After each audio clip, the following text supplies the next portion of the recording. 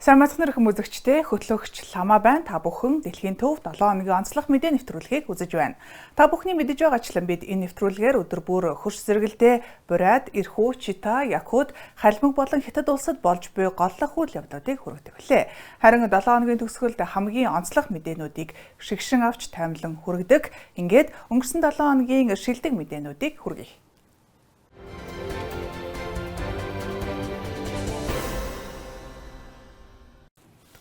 Байгаль нуурын мөсөн дээр 20 дахь удаагийн ойд зориулсан байгалийн загасчлал тэмцээн боллоо. 370 баг 1500 гаруй оролцогч мөсөнд орох загасчлал ийхүү урд өмнө байгаагүй өргөн цар хүрээг хамарсан юм. Бартаад замын автомашиныг хэн хүртэж хамгийн их загасыг хэн барьсан талаарх сурвалжлагыг хүлээн авч үзнэ.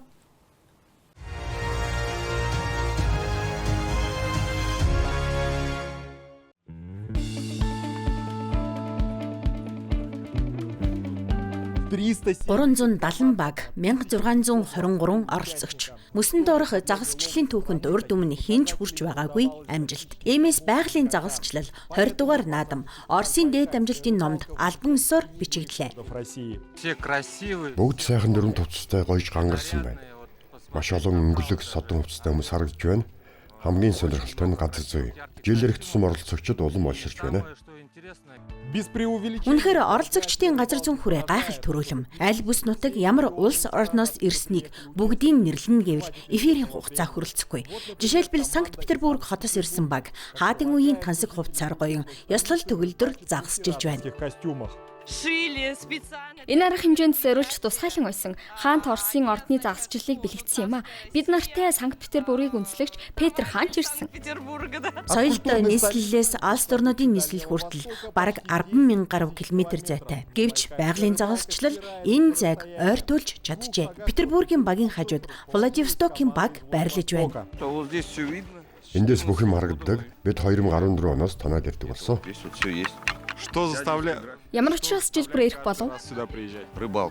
Бид Владивостокийн загасчид өөрсдийнхөө загсыг барина, танай загсан ч дуртай. Гадаадын зочид цөөнгүй. Зарим нь өвлийн загасчлалыг зөвхөн телевизээр харж байсан орнуудаас ч иржээ. Та яагаад нааш ирэхээр шийдэв? Оролдож үзлгүй яах вэ? Энд чинь байгаль нуур шүү дээ. Ариун нуур. Хэрмээр санагдаад л ирлээ дээ. Хүүхдийн загасчлал аль хэдийн наадмын салшгүй хэсэг болжээ. Наадмын хүндэт зочин жүжигчин Гоша Куценко хамгийн түрүүнд бяцхан оролцогчдод уулзсан байна. Амжилт хүсье. Загас барьж амжуу. Энэ үү?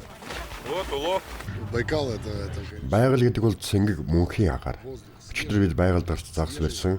Би амуул бариад шууд тэнд түүхийгээр мэдсэн. 370 баг байна гэж сонсоод итгээгүй. Харин энэ дээрээ харахад бараг 3 км үржилсэн гайхамшигтай дүр зураг байна. Гэрчил дахин ирж амьд тоглолт хийх бодолтой байгаа. Мөн 3 охин авчирч энэ бүхнийг үзүүлэхийг хүсэж байна. Загасчлал өглөөний 8 цагт эхэлж 12 цагт өндөрлөв. Үүний дараа оролцогчид зочдод зориулсан өргөн хэмжээний тоглолт олж тайзнаа уран бүтээлчд болон Гоша Куценко тоглолтоо толиллууллаа.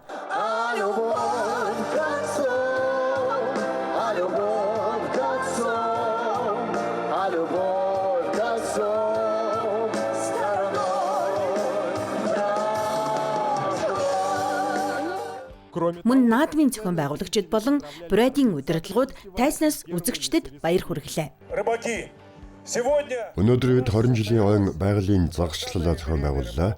Бүтэн жил бэлтгэсний эцэст их өндөрлж байгаа нь баг зэрэг гүнигтэйч та бүхний итгэл, байгаль нуур, загасчлалд хандсан хайр сэтгэлтэнд баярлалаа. Санаачлах бол нэг хэрэг л дээ. Хэрэгжүүлэх нь бүр чухал. Энэ арга хэмжээ 20 дахь удаа зохион байгуулагдаж зөв шийдвэр байсныг батллаа. 20 жилийн турш амжилттай үргэлжлэж байгаа нь үнэхээр том олж. Мөн Улаан-Уд хотын иргэдийн төлөөлөгчдийн хурлын гишүүд ч оролцжээ. Манай Улаан-Уд хотын 360 жилийн өтөд авчиж байгаад бид баяртай байна. Манай байгууллагуудаас 8 баг олгослоо. Хойн байрыг тохиолдуулан энэ жил 20 шагналт байр тодруулж төрөл бүрийн номинацийн ялагчдыг шагналлаа. Эмэгтэйчүүдийн төрөлд Томск багийн хот төрүүлв. 500 мянган рублийн сертификат Гоша Куценкогийн үнсэлт тэмдэглэлтийг. 20 дугаар байраас дуудаж эхлэхээр нь 2 ч удаа ухаан алдчих шахлаа.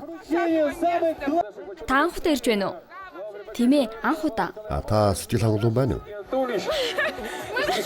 Бид зочирдолд орчход байна. Ингэн гэж бодоогүй. Гэхдээ хүсэж байсан. Харин нийлбэр дүнгээр мөн эмэгтэй баг төрүүлж 2 кг 760 г загас барьжээ. Гол шагнал болох танк 300 жип Новосибирск хотыг зорлоо. Сибирчүүдээ үзүүлээд өг.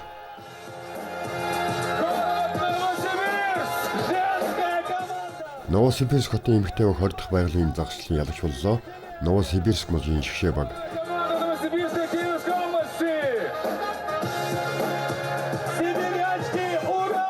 Сибирийн бүсгүйчүүдээ ура.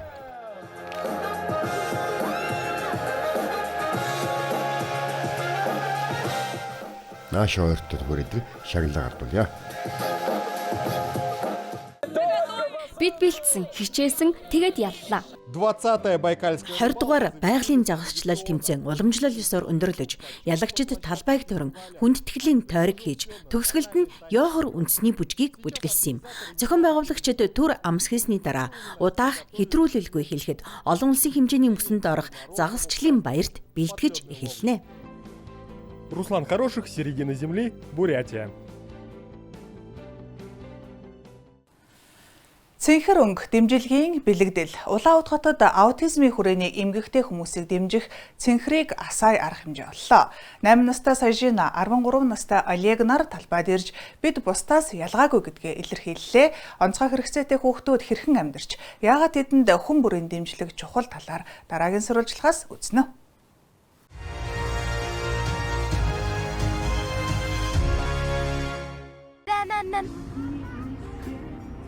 Happy birthday дуулаад өг. Чи дуулах дуртай үсттэй.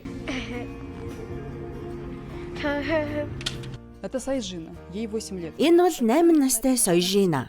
Цэнхэр гэрлийн дор тэр баяр хөөртэйгээр гүйж бусад хүүхдүүдтэй тоглон наадна. Цэнхэр өнгөл аутизмын бэлэгдэл. Түүнийг 4 настай байхад нь эрүүл мэндийн асуудал илэрчээ. Эхэндээ эмчнэр дутуу төрсөнтэй нь холбоотой гэж үзсэн ч жинхэнэ шалтгаан нь хожим тодорхой болсон байна. Саяжина бол онцгой хүүхэд. Гэвч энийг ойлгодгүй хүмүүс бий. Харамсалтай нь заримдаа томчууд ч мөн адил. Цэцэрлэгтэй холбоотой асуудал гарсан. Бараг л албатан гаргасан гэж хэлж болно. Харин намайг илүү зовоод үзүүлэх нь насанд хүрсэн хүмүүсийн хандлага. Хэрхэн харж юу гэж ханддаг нь. Аз болоход одоо би 50 хүлээж авч сурсан. Эхний жилүүдэд үнэхээр хэцүү байсан. Нулимс, шаналл гээд бүх зүйл бий. Дасан зохицох үйл явц Саяжинад орчноо ойлгож, хүлэн авахт нь тусалж байна. Урд нь тэр нүд рүү хардаггүй, дуу чимээнд хариу үйлдэл үзүүлдэггүй байсан бол одоо эцэг эхэн түүнд тохирсон арга замыг олжээ. Түүнийг аль болох олон хүн ойлгож сураасаа гэж хүсдэг. Түүний дотороо би өөрөө нөхөр маань ч багтана. Үнэндээ бид ч үргэлж бүрэн ойлгож чаддаггүй. Гэхдээ ойлгож сурахыг хүсэж байна. Харин энэ бол 13 настай Олег. Тэр гэр бүлийнхээ хамт шөнийн гэрлийн талбайд иржээ. Хүүд аутизмын шинж тэмдэг багаас нь илэрсэн. Эцэг эхийн хэлснээр бүр төрсэн цагаас нь гэв. Хүү огт гунгандахгүй. Эцэг эхтэйгээ сэтгэл хөдлөлийн холбоо үүсгэдэг байсан. Бас хамгийн тод шинж нь тэд ерөөсөө унтдаггүй байсан. Өдөр ч үгүй, шөнө ч үгүй. Тэд ертөнцийг өөрөөр мэдэрдэгч энэ нь хөгжих, сонирхлоо дагахад нь саад болдоггүй. Олег жишээлбэл спорт сонгожээ. Уулын цан. Уулын цанаа таалагддаг юм уу? Надад их таалагддаг. Өөр юу таалагддаг вэ? Цанаар гулгах. Өөр юу таалагддаг вэ? Бага. Олег, энэ цэнхэр гэрэл чам таалагддаг уу? Энэ гэрэл асч байгаа надад таалагддаг. Яагаад? Гоё харагддаг учраас. Аутизм бол гадаад ертөнцтэй харилцах онцлог өөрчлөлт юм. Үүнийг бүрэн хэмжлэх боломжгүй ч түүнтэй хамт амьдарч, суралцаж, хөгжих бүрэн боломжтой. Өнөөдөр улс даяар хүүхдийн сэтгцийн эмгээгийн тохиолдол нэмэгдэж байгаа ч энэний зэрэгцээ тэднийг дасан зохицоход чиглэсэн бодит дэмжлэг нэмэгдсээр байна. Бүрээдэж жишээлбэл эрт үеийн тусламжийн төвүүд нээгдэж, хүртээмжтэй орчныг бий болгож байна. Им нужны условия, когда Тэдэнд тайван чанга дуу чимээгүй орчин хэрэгтэй. Ганцаараа байх боломжтой. Ээж нь түр амс хийж болох орон зай чухал. Олон хүн бөөгнөрсөн газар тохиромжгүй. Хэрвээ цэцэрлэг бол аюулгүй. Цөөн хүүхэдтэй бүлэгтэй мэрэгчсэн багш ажилтнуудтай байх ёстой. Наад зах нь багшийн боловсралтай тэфэгдлогч байвал бүр сайн. Цэнхрээр гэрэлтүүл аян нь эцэг эхчүүдийг дэмжих, тэд ганцаараа биш гэдгийг харуулах утга агуулгатай. с ними солидарны. Вообще синий цвет выбран. Цэнхэр өнгийг санамсаргүй сонгоогүй. Энэ нь спектрийн хамгийн тайван өнгүүдийн нэг. Мөн хүйсийн онцлогоор авч үзвэл хөвгүүд энэ эмгэгт огтоос 3 дахин илүү өртдөг гэж үздэг. 3 раза больше, чем девочек. Синий цвет аутизма. Цэнхэр бол аутизмын бэлэгдэл. Гэхдээ энэ нь төгсгөл биш. Хот даяараа энэ аянд нэгдэж, ийм онцлогтой хүмүүс ганцаараа биш гэдгийг харуулж байна. Тэдний дэргэд үргэлж дэмжлэг байсаар байх болно.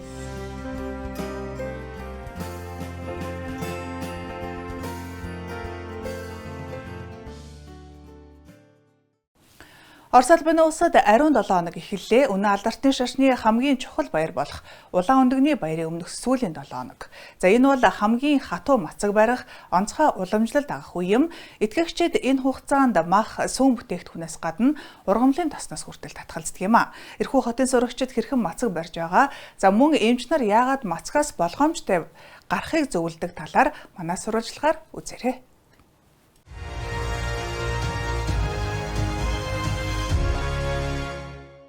За окном апрель. 4-р сар хэдийн гарч сэтгэлд онцгой хүлээлт үүснэ. Улаан өндөгний баярын өмнөх сүүлийн 7 хоног хамгийн хатуу дэгтээд тооцогддог. Жишээлбэл даваа, мегмар, лав гарагт үнэн алдартны шашинтнууд хуурай мацаг барьдаг. Энэ нь ургамлын тос хүртэл хэрэглэхийг хориглодог гэсэн үг юм. При этом даже растительное масло. Энэ бол чэжлэх үгс. Зүгээр л тогтоох хэрэгтэй. Софии 15 лет. София 15 настай. Одоо улсын шалгалтаа өгнө. Бэлтгэл нь шаргуу үргэлжилж байгаа. Гэвч 9-р ангийн энэ сурагч 47 хоногийн турш сургуулийн шалгалтаас ч илүү чухал сорилтыг давж байна.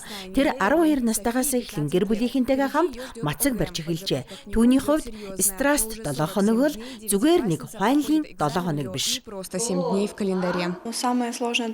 Надад хамгийн хэцүү нь хинт ч уурлахгүй байх. Илүү тайван байх. Энэ үед хэд баярлахгүй байх юм. Гэхдээ би бие барихыг хичээдэг. Ангийнхан маань маш эерэг хүлээж авдаг. Зарим нь надтай хамт мацаг барьдаг. Жишээ нь миний сайн найз. Однако в православном Гэвч Ирхүү хотын ариун ихийн төрсөн өдрийн нэрэмжит үнэн алдартны гимназид хэнийг ч заавал мацаг барь гэж алавдан шаарддаггүй. Ихэнх хүүхдүүд ердийн хоол иддэг бөгөөд энэ нь хувийн асуудал гинэ. Энд мацаг бол үнэн байдлын шалгуур биш, харин хүн бүрийн хувийн сонголт юм. каждого. Мацаг барихыг хүссэн хүүхдүүд үндсэн жишээлбэл махан хоолны оронд ногооны хураг сонгодог. Би өөрөө ч хатуу мацаг барьдаггүй. Заримдаа сүүн бүтээгдэхүүн идэхийг зөвшөөрдөг. Хүн өөртөө зориг тавьж мацгийн хугацаанд ямар нэг зуршлаасаа тахалзах, өөрийгөө өөрчлөхийг хичээдэг. Сегодня в школьной столовой Өнөөдөр сургуулийн хоолны газар яг л нэгэн том гэр бүл шиг уур амьсгалтай байна. Мацаг баригчдад вандуутай шүл чанаж, ногоотой ягаан яргаа загастай будаа бэлтгэжээ. Харин бусд нь амтд бов идэж болно. Улаан өндөгний баярын өмнөх сүүлийн 7 хоног нь сүмийн хуайлд хамгийн чухал, хамгийн гунигт өдрүүдэд тооцогддог. Өдөр бүр Христийн дэлхий дээрх амьдралын сүүлчийн мөчүүдийг дурсахад зориулагдана. 7 хоногийн эхэнд аврагчийн сургаал, номлолыг дурсан санана, пүрэв гарагт сүүлчийн зог, ариун нөхөрлөл, баасан гараг, цовдлол хамгийн хатуу өдөр, бямб гараг, амьлалтын өмнөх намгүм өдөр. Шаналлын 7 хоногийн турш улаан өндөгний баярын шөнө хүртэл сүмүүдэд хонх зогтдоггүй. колокола. Конечно, надо понимать, что Мацаг бол хүний биеийн байдалд тохирсон хязгаарлалт гэдгийг ойлгох хэрэгтэй. Сүм тодорхой хоолны сэргэлийн хатуу хориглодоггүй.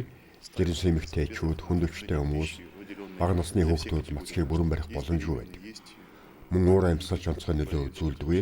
Эрхүүд хүмүүс 100-200 жилийн өмнөөс ч мацаг барьж байсан. Но даже самым Гэвч хамгийн үнэнч мацаг баригчдад ч эмчнэр санамалдаг.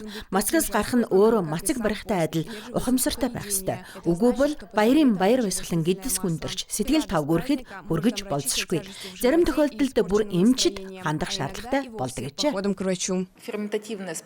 Амтны гаралтай хоол боловсруулах ферментийн чадвар буурдаг. Нойр булчирхай тэр доорн хүссэн бүхнийг шингээх хэмжээний фермент ялгаруулж чаддаггүй. Тиймээс хамгийн амархан шингэх уургийг сонгох авах нь зөв. Жишээлбэл өндөг, цагаан загас, мөн нутгийн голын загас тохиромжтой. Что самое главное? Хамгийн гол нь стресс 7 хоногийн утга нь хоолнд биш юм. Харин хамгийн хэцүү зүйл бол ойр дотны хүмүүстэйгээ болон өөртөөгөө харилцахдаа сэтгэл зүйн тэнцвэрээ хадгалах явдал. Эдгээр өдрүүдэд хоолнд тос хэрэглэгч илүүддэг байхад хамгийн чухал хоол нь галдгоонд бус сэтгэлийн гүнд бэлтгэгддэг. Тэнд төвчээр, уучлал, итгэл найдвар оршдог. Специально для программы новости. 40 жилийн дараа Читай хотод Чернобыль дурсамжийн товчоо үсгэлэн нэгдлээ. Ослыг арилгах ажиллагаанд оролцогчид оюутнуудад тухайн үеийн үннийг өгүүлэхээр ирсэн байна. Өвөр байгалийн хязгаарын оршин суугчид хүн төрөлхтний түүхэн дэх хамгийн аимшигт цөмийн ослын үр дагавартай хэрхэн тэмцэж байсан тухай дараагийн сурвалжлагаас үзээрэй.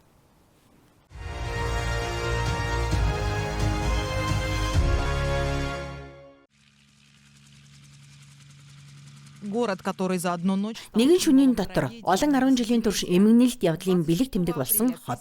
1986 оны 4-р сарын 26-нд Чернобылийн атомын цахилгаан станцад болсон түүхэн дэх хамгийн том осол дэлхийн нийтийг зочроосон. Харин 2026 онд уг үйл явдлын 40 жилийн ой тохиож байна. Энэ ог тохиолдуулан Читай хотод Чернобыль дурсамжийн он дараалал үзэгсэл нь нэгдлээ. Өвөр байгалийн хязгаарын орон нутгийн судлалын музейд дэлгэсэн энэхүү үзэгсэл нь сүүрлийн үйл явцыг алхам алхмаар харуулсан он дараалын хэлбэртэйгээр бүтээжээ. Хронологию катастрофы.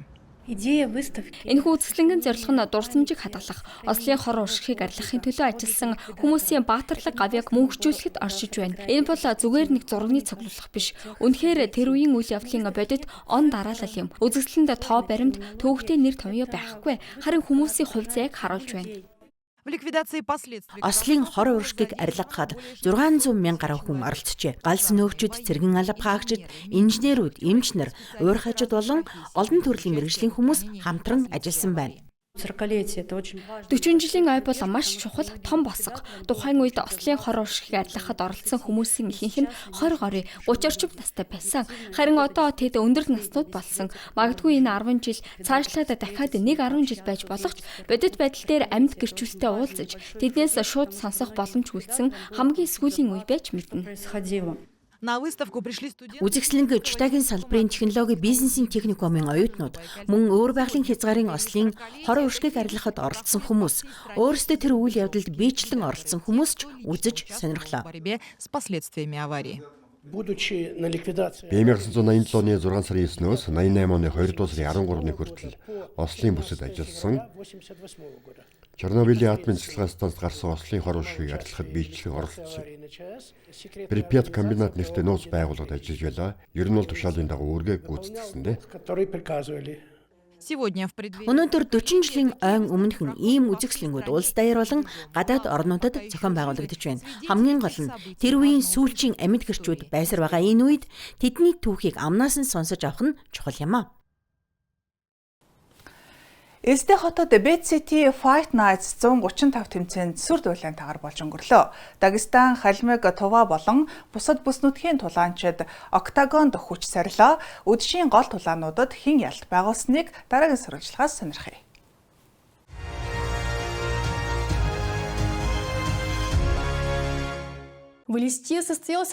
Элистэй хотод холимог тулааны FICT Fight Night 135 тэмцээн болж Оросын холбооны улсын янз бүрийн бүс нутаг болон гадаадын шилдэг тамирчдыг нэгд ор цуглууллаа. Үдшийн гол тулаанд туршлагатай тулаанчид болох Дагестаны Расул Алиев, Халимигийн Лари Жалдиржиев нар халд тулсан бөгөөд энэ тулаан оролцогчдын ур чадвар, бие бэлтрийн бэлтгэлийн өндөр түвшнийг тодорхойлжээ. Шүүгчдийн шийдвэрээр ялалтыг Расул Алиев хүртлээ. Хүндэжингийн тулаан онцгой анхаарал татаж оролцогчдын нэгэн дүрм зөрчсөний улмаас хасагдсанаар өндөрлсөн байна. Нижний Новгородын Дмитрий Васеньев дүрм зөрчсөн тул хасагдахад хүрч ялалтыг өрсөлдөгч Руслан Хаитов хүртсэн бөгөөд тэрээр мэргэжлийн өндөр ур чадвар, өрсөлдөгчөө хүндэтгсэн хандлагаараа онцгорчээ. Мөн Халимгийн баяр Штепин Гажи Даудовыг боох мэхээр ялж үзэгчдээс өндөр үнэлгээ авсан байна.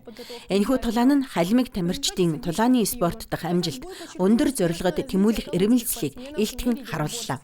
Халимгийн бүгд найрамдах улсын тэргүүн Бату Хасиков баяр штепенд биечлэн баяр хүргэж, ийм төрлийн тэмцээнүүд нь спортыг түгээн дэлгэрүүлэх, бүс нутгийн нэр хүндийг бэхжүүлэхэд чухал ач холбогдолтойг онцолсон байна. Спорта и укрепления имиджа региона. Би үгээ зөв илэрхийлж хичээж байна.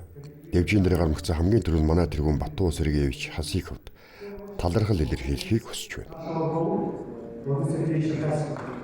Победу в поединке. Оноогоор ялалт байгуулсан тулаанд Тувагийн төмөр Ондар Новокузнецкийн Тимофей Настюхинийг яллаа. Үдшийн сүүлийн тулаан нь Олег Попов болон Магомед Магомедовын нарын тулаан байв. Урд нь сонирхчдын тэмцээнд Магомедов Поповыг ялж байсан. Харин энэ удаагийн 3 үе тэнцвэрхэн өнгөрсөн тулаанд Олег Попов оноогоор ялалт байгуулж тактикийн өндөр ур чадвараа харуулжээ. Сайн байцгаана уу, оройн төргий. Намайг дэмжсэн та бүхэнд маш баярлалаа. Дасгалжуулагчтай багийнхандаа талархал илэрхийлье. Мөн надад оролцох боломж олгосон зохион байгуулагчд баярлалаа. Өрсөлдөгчдөө хэлэхэд хоёрын усан зам байхгүй шүү. Би тулаанаар хийсэн тиймээс уралдан байхгүй. Тулааны дараа өрсөлдөгчдөө талархлаа илэрхийлсэн. Зөвхөн сэтгэл хөдлөл хэсгийн хяналтаас гарсан юм. Төлөвлөсөн бүхнээ хэрэгжүүлж чадлаа.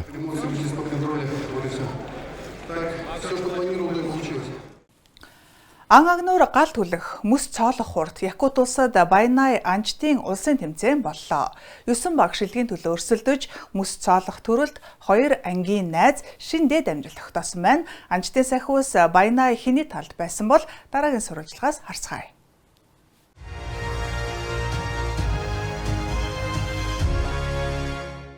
Хоёр дахь жилдээ Нимгүнскийн тосгонд Байнай анчтын олон улсын тэмцээн зохион байгуулагдлаа. Энэ удаа шилдгийн төлөө 9 баг өрсөлдөжээ. Урд нь 4 жил дараал нь тэргүүн байрыг эзэлж байсан Чуралчин дүүргийн Шигшэ баг гол өрсөлдөгч хэмээн тооцогдож байв. Гэвч энэ удаад буудлагын эхний өдөр тэдэнд элд давуу байдал авчирсангүй. Цуглуулсан онооны хувьд Мигинго Кангаласгийн дүүргийн багтай 3 дугаар байрыг хуваан эзэлжээ.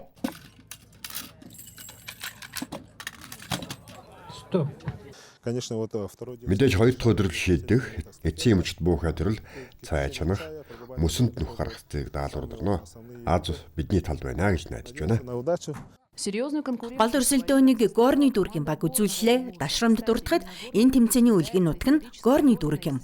Анхны анчтын тэмцээнийг нутгийн иргэн Потап Павловын санаачлагаар энд зохион байгуулж байжээ. Ирэх жил 30 жилийн ой тохиож тэмцээн дахин Горны дүүрэгт болох бөгөөд бэлтгэл ажил хэдийн эхэлсэн байна. Потап Николаевичийн төрсөн тосгон зохион байгуулахар шийдсэн. Хэрв 15-аас олон баг оролцвол Горны районд өргөн уранд явуулах байхаа. Намын дүүргийн багч тэргүүн байрын төлөө ширүүн өрсөлдсөн. Мөсөнд нүх гаргах сорилт багийн 2 гишүүн, нэг ангийн сурагчид болох Андрей Винокуров, Айтап Николаев нар даалгаврыг богино хугацаанд гүйцэтгэсэн юм.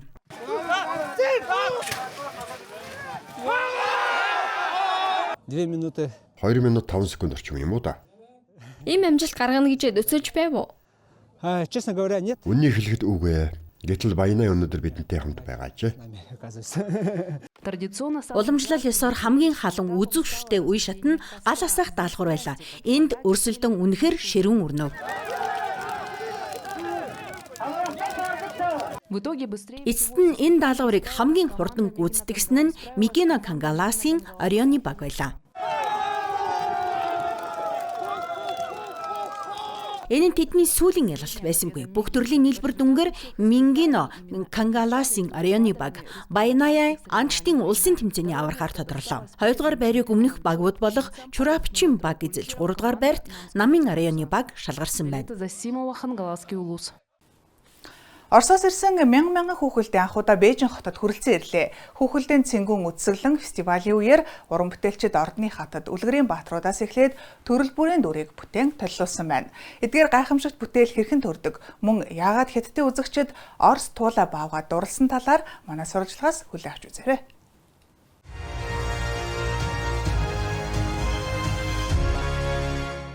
Жишээ нь хамрыг нь жаахан улаавтар болгох юм уу?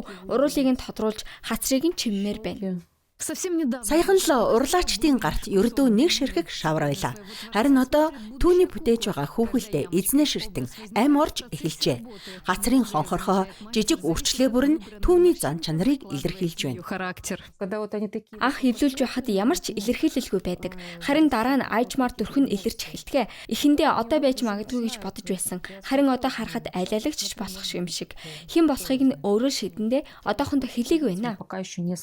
Дүр төрх нь бүтээлийн явцад бүрэлддэг өгөөд урлаачийн хэлснээр хамгийн чухал нь нүдний сонголт. Дараа нь үс засалт нэмэгдэж дүр улам тодордог. Ингэх тусам бүтээлдээ хандах сэтгэлж төрдөг. Заримдаа би зүгээр сууж байгаад хамрыг нь үнсэж толгойг нь нийлж эрхлүүлэх үеч байдаг. Нэг хүүхэлдээ хийхэд хэдийхэр хугацаа ордгийг Татьяна тооцож чаддаггүй. Урд нь нэгтлэн бодогч байсан ч огтон төрснөр тоонд дурлах нь алдарч харин бүтээх хүсэл нь зэрчээ. Намайг доороо туслах багтай гэж хүртэл ярьдаг байсан. 3 хүүхэдтэй тэр дундаа ихэр хүүхдүүдтэй ээж ийм их бүтээл хийх боломжгүй гэж хүмүүс боддог байх. Харин надад шавартай ажиллах нь яг л бясалгал шиг мэдрэмж төрүүлдэг. Татьяна бүтээлүүдэд дагуулan үзэсгэлэнгүүдэд оролцдог. Оросын урлаачдын хувьд хамгийн нэр хүндтэй арга хэмжээний нэг нь хүүхэлдэйн цэнгүү юм. Ягаад цэнгүүн гэж нэрлсэн бэ гэвэл бид яг л бүжиглэж байгаа мэт хэрэгэлддэг. Үзэгчдэд, цуглуулагчид, уран бүтээлчдэд бие биеэ биширж туршлага хуваалцдаг. Тиймээс энэ салбар ингэж хурдтай хөгжиж байна. Энэ бол бизнес биш, хайр, нээлттэй сэтгэл юм. Энэ арга хэмжээ сүүлийн 20 жилийн турш улс орны үнсэг булан бүрээс хэд хэдэн зуун уран бүтээлчийг нэгтгэж, жил бүр мянган хүүхэлдэйг дэлгэн үзүүлдэг. Энд алиалагч, ордны хатагтай, киноны баатрууд, үлгэрийн дөрүүд бүгд бий. Хүүхэлдээ бүр өөр их загвартай. Ихэвчлэн хуучны гэрэл зураг дээр тулгуурлан хийдэг хувьсгалын өмнөх үеийн Европын манай зурагч байдаг. Сонирхолтой дүр төрх олдмогцол бид ажиллаж эхэлдэг. Анна Кузьминагийн хувьд урам зориг нь их цайны замаар явж байсан худалдаачдын замд таарлсан хүмүүс байжээ. Тэр дүрийг бүтээхийн тулд музейн үзмрүүдийг судалсан байна. Нэг хүүхэлдэд ойролцоогоор 2 сарын нарийн хөдөлмөр шингэдэг. Хамгийн хэцүү нь уран сэтгэмж бодит байдал түүхэн хувцсны тэнцвэрийг хадгалах. Жишээ нь хятад охидын дөрүүд бүхэлдээ жинхэнэ тан улсын үеийн хувцастайгаа бүрэн нийцсэн байдаг. Москвагийн хүүхэлдэйн цэнгүүнээс зарим бүтээлийг уламжлал ёсоор Хятад руу илгээдэг. Харин 2026 онд анх удаа Бээжин хотод дэлгээгдлээ. Хятадын нийслэлд Оросын 220 орчим уран бүтээлч бүтээлээ танилцуулсан байна. Оросын уран бүтээлчид маш олон бүтээл авчирсан нь бидний гайхшруулсан. Надад хамгийн их сэтгэл төрүүлсэн нь туулай мэт харагддаг үнэндээ бяцхан баавга байсан бүтээл. Маш тод, нарийн хийцтэй, сэтгэл татан байсан. Бид уран бүтээлчдтэй их ярилцсан. Тэд зүгээр нэг бүтээл хийдэггүй. Харин өөрсдийн үзэл бодол, дотоод мэдрэмж энэ ертөнцид хандах хайраа шингээдэг гэдгийг ойлгосон. Энэ жил Оросын хүүхэлдээ Шанхай хотод мөн залрахаар төлөвлөжээ. Цаашид зохион байгуулагчид Хятадын бүх томоохон хотуудад ийм үзэсгэлэнг зохион байгуулах зорилготой байна. Хүнд даацын нисгэгчгүй онгоц Хятадд анхудаа хөөрсөн байна. 3.5 тонн жинтэй Чанийн 8 нь их хэмжээний ачаа тээвэрлэх чадвартай бөгөөд богино зурсаас ч хүрэх боломжтой. За энэхүү бүтээл Хятадын аслагдсан бүс нутгийн логистикийг хэрхэн өөрчлөх вэ? Дараагийн сурвалжлагаар хүргэе.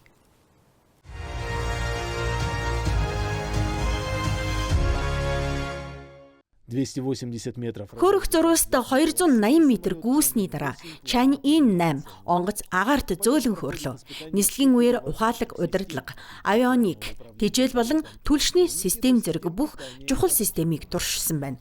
30 минутын дараа нисгэгчгүй аппарат газарт амжилттай буулаа. Анхны нислэг алдаа мадаггүй болж өнгөрөв. 25 м далавчны дэлгэцтэй 10,000 гаруй метрийн өндөрт нисэх чадвартай 3,000 км-ээс дээш зайг туулдаг Чанийн 8 нь Бээжингээс Шинжаан хүртэл засварын буулдгүй нисэх боломжтой. 3.5 тонн жинтэй хатлаа мөн 3.5 тонн ачаа тээвэрлэх хүчин чадалтай. Нисгэгчгүй нисэх төхөөрөмжийн жинхэнэ хүнд даацын төлөөлөл юм. Зохион бүтээгчдийн хэлснээр энэ аппарат хүнд нөхцөлдөж ажиллах чадвартай. Буух төхөөрөмж маш бат бөх. Дугуйнууд нь стандарт загвараас илүү өргөнд том. Энэ нь богино зурсаас хөөрч буух боломжийг бүрдүүлдэг. Онгоц ердөө 500 м-ийн зурвасаас хөөрч чадна. Ирээдүйд бид илүү том, илүү ухаалаг шинэ үеийн нисгчгүй аппаратууд тэрэндээ босон хөрөлттэй болон гибрид загваруудыг хөгжүүлэхээр төлөвлөж байна. Бидний зорилго бол олон төрлийн нөхцөлд ашиглах ээж бүрэн логистикийн шийдлийг бий болгох явдлаа. Энэхүү агаарын хүнд даацын тээвэрлэгч нь агаарын тээврийн системийг өөрчлөх боломжтой. Одоогоор Хятадд агаарын тээврийг 3 үе шатанд хуваадаг. Магистраль чиглэл, түгээлтийн чиглэл, сүүлчийн километрийн хүргэлт. Магистраль чиглэл нь том хот, аж үйлдвэрүүдийн төвүүдийг холбодог бол түгээлтийн чиглэл нь бүс нутгийн төвүүдэд хүргэдэг. Харин сүүлчийн километр нь барааг хэрэглэгчийн гарт хүргэдэг юм. Одоогийн систем ихэвчлэн жижиг дороонд тулгуурладаг тул хүнд ачаа тээвэрлэхэд дутагдал үүсдэг.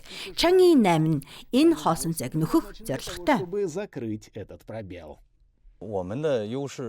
Манай гол давуу тал бол ачаа дац, аюулгүй байдал, найдвартай байдал. Бид аль хэдийн хятад болон гадаадын тэншүүдтэй арилжааны хэрэглээний талаар хэлцэж байна. Зорилго маань тогтмол ачаа тээврийн чиглэлүүдийг нэвтрүүлж, энэ технологи аль болох хурдан бодит амьдралд хэрэгжүүлэх юм а. Энэхүү нисэх аппаратыг захим худалдаа, түргэн мудах бүтээгдэхүүний тээвэр, алслагдсан уулын бүсийг хангах, байгалийн гамшигын дараах тусламж зэрэг олон чиглэлд ашиглах боломжтой. Модульчлагдсан бүтцэн, янз бүрийн нөхцөл, газар нутаг, ашиглалтын хэрэгцээнд хурдан дасан зохицох боломжийг бүрдүүлдэг. Сергей Петров, CGTN. Ингээд өнөөдрийн тайм өндөрлөж байна. Та бүхэн Ice Global-ыг үзэж байгаарай. Тэгвэл зөвхөн Монгол төдийгүй хөрш орнуудад болж байгаа үйл явдлуудыг цаг алдалгүй үзэх боломжтой. Та бүхэндээ хөтлөгч Ламаа байлаа. Дараа 7 хоногт дахин уулзлаа. Түр баяртай.